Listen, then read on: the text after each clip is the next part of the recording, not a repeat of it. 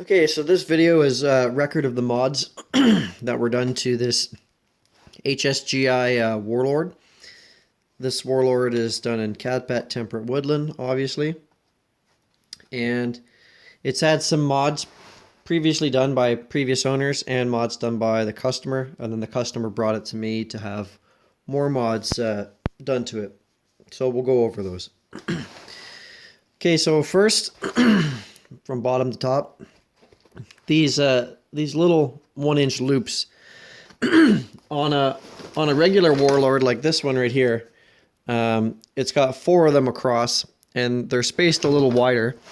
What we ended up doing, 2 of them were missing, the ones on the far edges.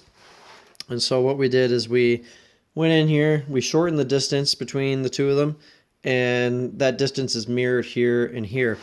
And that's so you can, without a bunch of bullshit, you can just put a CP gear dump pouch on. This CP gear dump pouch has also been modified. Okay, so the customer asked for 6 slots for chem lights, and that's accomplished using 4-inch elastic webbing down the face of the dump pouch. And you can roll this dump pouch up with the chem lights in it and stow it as such. So that's another mod, not to the rig, but to the overall system. Okay, moving up.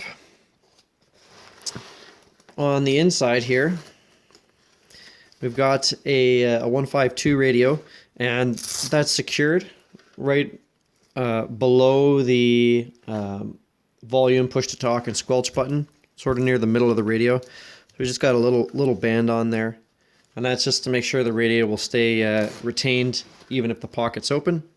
Not pictured here, but soon to be added is a tactical toggle as part of this zipper, and that tactical toggle will integrate into this loop, this D-shaped loop up here, in order to just add a bit more positive retention to the radio and the zipper staying up. So there's no way that radio is coming out of there. Okay. On the back of the rig, we moved the leather HSGI patch to the side and added a piece of 1-inch webbing right here.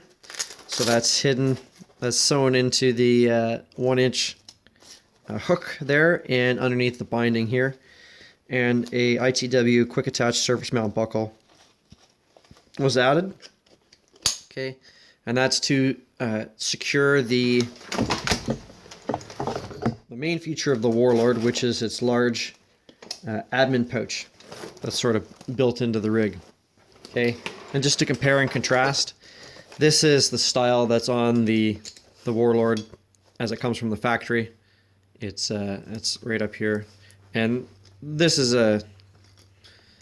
it's a complaint. I'm gonna do the exact same mod to my rig because I'm inspired by his idea. And what we did here, we covered up that piece of 1-inch webbing that comes up with a piece of loop, and that will hold an IR flag right there. Okay, the molly on the sides, I don't know if this was done at the factory. I don't think it was, because it's not the right thread color or thickness of thread. And same thing up here, there's these little pieces of webbing. That was done not by the customer, that was done by a previous owner. Just of note, in this rig there's a Haley insert here, and the customer also added these toggles to the end, to the bottom of his buckles. Keeps the buckles down. There's pinned in there with like a staple, and coming out from his grommets at the bottom of his pouch, 2 pieces of shock cord to hang a tourniquet. Okay.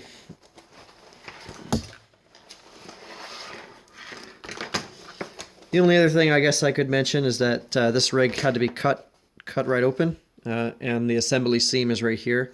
So that rig splayed open, and that's how we were able to get in behind here. We had to cut away this stitching and fold that pocket, mesh pocket back to do the radio stuff.